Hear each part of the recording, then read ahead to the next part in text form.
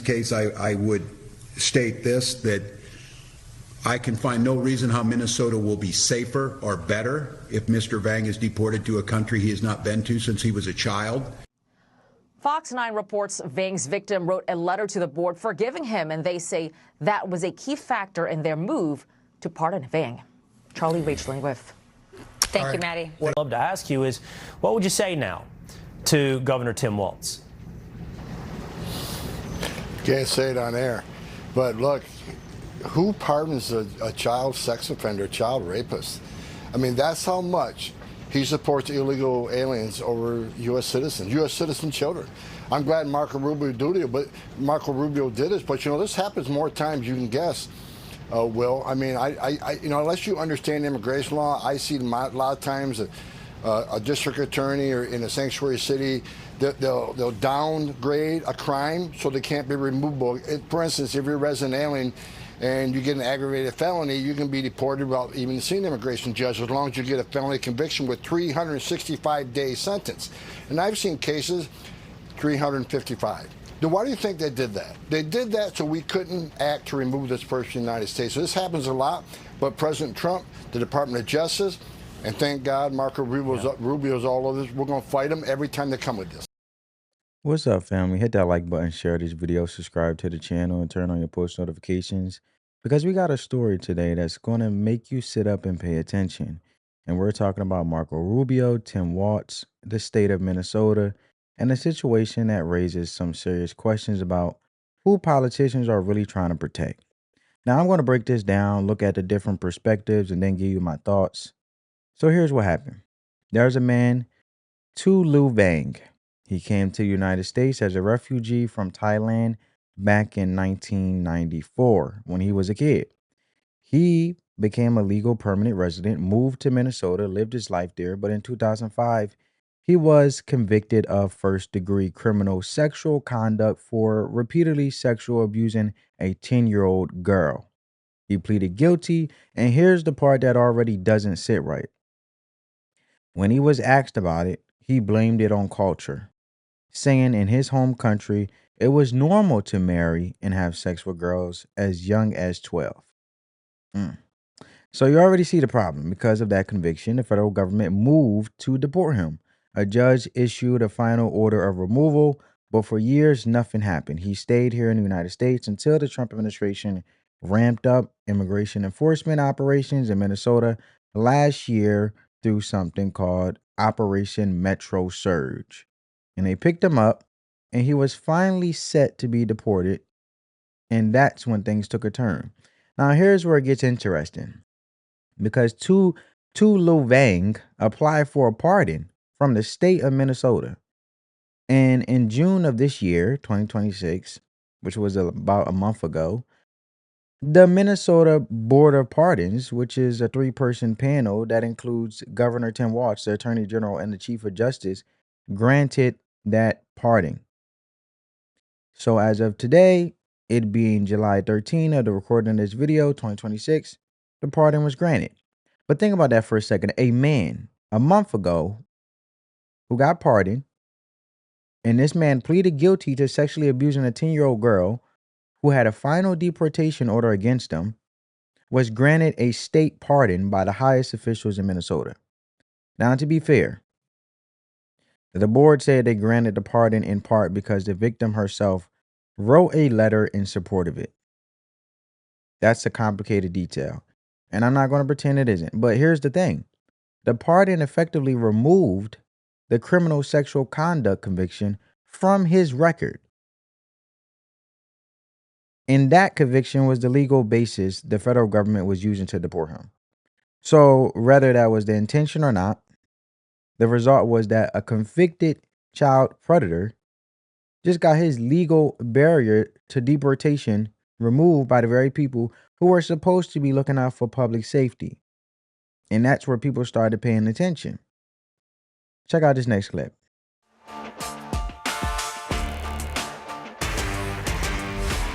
Minnesota Governor Tim Walz is under fire for voting to pardon an illegal migrant convicted of sexually abusing a 10-year-old. The 3-person panel granted 42-year-old Tu Lu Vang the reprieve on June 10th, and he was set to be deported. The Trump administration officials blasted this decision, saying in a statement, quote, Governor Tim Walz's decision to pardon an illegal alien convicted child rapist so he can remain in our country is disgusting. These are the criminal illegal aliens he and his Minnesota sanctuary politicians are protecting. One of the members of the pardon board is Attorney General Keith Ellison, whose office told the New York Times in a statement, quote, the Minnesota Board of Pardons made a unanimous decision to grant Tao Vang this pardon after an exhaustive process, which included a statement of support for the pardon from the victim, a recommendation to grant the pardon from the Clemency Review Commission, and a large number of community support letters. Governor Walz pointed the Times to the victim's letter supporting the pardon as part of the reason for his decision. Vang says he was born in a Thailand refugee camp in 1983, and the U.S. admitted him as a refugee in 1994, then becoming a permanent resident. So the details here are pretty disgusting. This was sexual abuse of a 10-year-old. Yeah. And it was ongoing, repeated. He was 18 at the time, but it's a 10-year-old. Right. In 2000, so he actually didn't go to prison for this. He made a plea deal, and so I guess he's had like sex offender registry status or something for the last 20 years because this happened in 2000. This was 2005. 2005, 2006. So they tried to deport him then in 2006, but at the time Laos was not accepting. We couldn't deport people to Laos. Now we can. Laos has an agreement. So this pardon, I mean, really, he's been on the sex offender registry for 20 years. He didn't go to prison anyway. The pardon is to stop him from being deported. I don't know why we would stop him from being deported. I see why we couldn't deport him to Laos when Laos was saying, no, we're not willing to take him.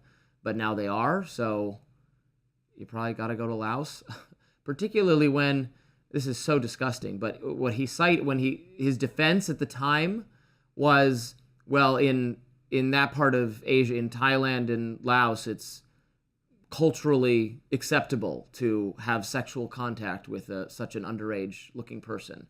Well, if that's how you feel, I guess that's the country for you. Then we're sending you back. We just read that it was unanimous. What I read is that it was it was 3-2, or it was not unanimous. But some people did abstain from the vote. Anyway, I don't know why you would take this vote. I don't know why you would decide that this is a good idea. Obviously, it's going to generate deservedly furious blowback. The victim. So Tim Walz says he's motivated by the victim saying that she no longer, or that she supports the pardon or something.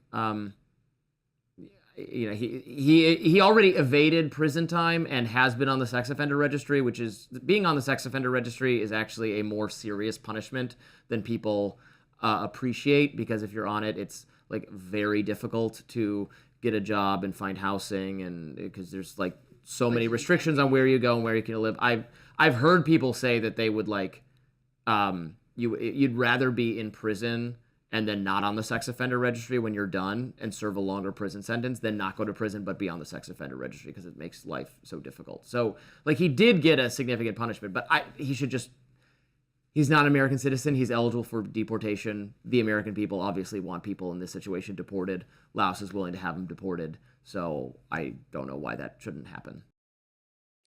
And this is where the bigger conversation comes in, because as mentioned, the Minnesota Attorney General, Keith Ellison, actually came out and said the federal government was lying, claiming a pardon wouldn't stop deportation because the Trump administration didn't have to restore his green card. But here's the thing. The pardon removed the criminal conviction that was the whole reason he was being deported in the first place. And you can say the pardon didn't stop deportation all you want, but if you remove the legal reason someone is being deported, what exactly do you think is going to happen? That's like saying you didn't let the criminal go free while you're standing there unlocking the handcuffs. The action speaks louder than the explanation. And the action was clear. Now, Secretary of State Marco Rubio stepped in. And he said, essentially, not on my watch. He terminated Vang's legal status in the United States and had him deported. And Rubio's office put out a statement saying Americans should never have to live in fear that foreign sex predators shielded from deportation by their own elected officials could endanger them or their children. I got to give a round of applause. I mean, how could you disagree with that? And the Department of Homeland Security confirmed that this man has been removed from the country and will never pose a threat to any American ever again. So on one side, you have state officials in Minnesota who granted a pardon to a convicted child predator. On the other side, you have federal officials who said absolutely not, terminated his status, and put him on a plane out of the country. Don't take my word for it. Check out what Marco Rubio had to say. Just weeks ago, a convicted sex offender and a foreign national was shielded from deportation by the governor of Minnesota. Laotian national Tu Li Vang was convicted of repeatedly sexually abusing a 10-year-old girl in the state of Minnesota. He even tried to pay his victim for her silence, and he called his heinous crimes a minor thing. Just days before this foreign sex offender was scheduled to be deported, Tim Walz, the governor, issued him a pardon, setting him free to once again endanger the children of America. Well, this week I revoked his legal status in the United States, and as a result, federal agents took him into custody, and as of today, he has been removed from the United States. Because of our action, this foreign criminal will never pose a threat to any American ever again. Americans must never be forced by their elected leaders to live alongside foreign sex criminals who have no right to begin with to reside in our country. This administration will always stand with the American people and defend them from violent criminals. Officials in sanctuary state Minnesota over protecting an illegal immigrant convicted of repeatedly sexually assaulting a 10-year-old girl. It's a hard story to talk about and to read about, but it happened and we need to tell you. Homeland Security accusing Governor Tim Walz of granting a pardon, effectively just wiping away his criminal record to help shield the man from a final order of deportation. So Brooke Taylor is on that. She joins us now for more. And Brooke, what did you find out? Good morning. Hi, Bill. Good morning. Well, Governor Tim Walz facing major backlash for this. So he sits on the board that pardoned this convicted child sex offender as he was just about to be deported. So back in 2006, Tao Li Vang right here, he was convicted of repeatedly sexually assaulting a 10-year-old girl in Minnesota. He pleaded guilty in a deal that kept him out of prison. DHS says that conviction cost him his legal status and made him deportable. Well, the details in these court documents, they're too graphic for me to repeat to you on air, but it describes the abuse spanning 2 years from the time the victim was 10 to just 12 years old. The girl told investigators she met Vang through her older sister, who he later married. Investigators say he admitted, quote, "I made a mistake, but this is a minor thing. It's a cultural thing in Thailand to marry and have sex with girls as young as 12. He also told police that the young victim should be arrested too because she was, quote, as much at fault. Now, according to DHS, he received a deportation order after his conviction, but earlier this month, Minnesota's Board of Pardons voted to pardon him. Federal officials say this wipes away his conviction that made him removable and now could help him fight deportation. So the three-member board includes Governor Tim Walz, Minnesota Attorney General Keith Ellison, and Chief Justice Natalie Hudson. DHS blasted the decision, saying in part, Governor Tim Walz's decision to pardon an illegal alien, convicted child rapist so he can remain in our country is disgusting. This pardon will take away the child rapist qualifying convictions that made him removable from the United States. Now, we reached out to all three board members, including Governor Walz, to ask why they decided to pardon this convicted child sex offender. We have not heard back, Bill. Okay, Brooke, thanks. So there you have it. Now let's talk about what this actually looks like in real life, family, because this isn't just a political story. This is a story about how systems are supposed to work and what happens when they don't. Think about it from an everyday perspective. If a person commits a serious crime in your community, I mean a serious crime, the kind of crime that makes you worried for your kids, you expect the justice system to handle it. You expect the person to face consequences, and if that person is not a citizen, you expect them to be removed from the country so they can't hurt anyone else, right? That's the basic social contract. You do the crime, you do the time, and in some cases, you lose the privilege of living here in the United States. But when a state pardon board steps in and wipes away the very conviction that was allowing the federal government to remove the person or that person, it creates a situation where the people who are supposed to be protecting you are effectively working against your safety. I mean, it's self-explanatory in itself. And it doesn't matter if that was their intention or not.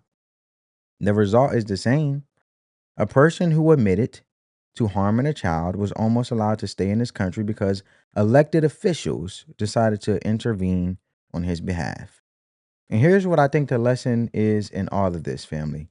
And this is where the life wisdom comes in. At the end of the day, this story is about accountability. And I talk about accountability a lot because it seems like it's not as much as common these days. But the story is about accountability and the difference between mercy that's earned and mercy that's misplaced. And the Bible talks a lot about forgiveness, but it also talks about justice. Proverbs chapter 17, verse 15 says, "He who justifies the wicked and he who condemns the righteous are both alike in abomination to the Lord." And that's the tension we're dealing with right here. There's a difference between showing grace to someone who has genuinely changed and has paid their debt to society, and using the power of your office to remove the legal consequences for someone who committed a serious crime against a child, who I feel are the most purest of purest. Kids are like angels. They're so pure. Now, for those who aren't spiritual, here's the life wisdom in plain terms. Mercy without accountability isn't mercy. It's negligence. When you have authority, your first responsibility is to protect the people who can't protect themselves. I mean, aren't you a public official that's supposed to be serving the public and the people that elected you? So when it comes to protecting the people who can't protect themselves, that's children. That's the vulnerable. That's the community that trusted you to keep them safe. And when you use your authority to shield someone who harmed a child, you're not being compassionate. You're failing in your duty. And the reason Rubio's actions resonated with so many people is because it felt like someone finally remembered what that duty was supposed to be like. So here's the takeaway, family. Pay attention to who your elected officials are pardoning, while they are pardoning them, and what message it sends, because a pardon isn't just a piece of paper. It's a statement about what that person believes is acceptable. And when you see a pattern of officials using their power to protect people who hurt others instead of protecting the people who were hurt, that tells you everything you need to know about their priorities. The system worked in this case because someone at the federal level stepped in and said no. But it shouldn't have had to come to that.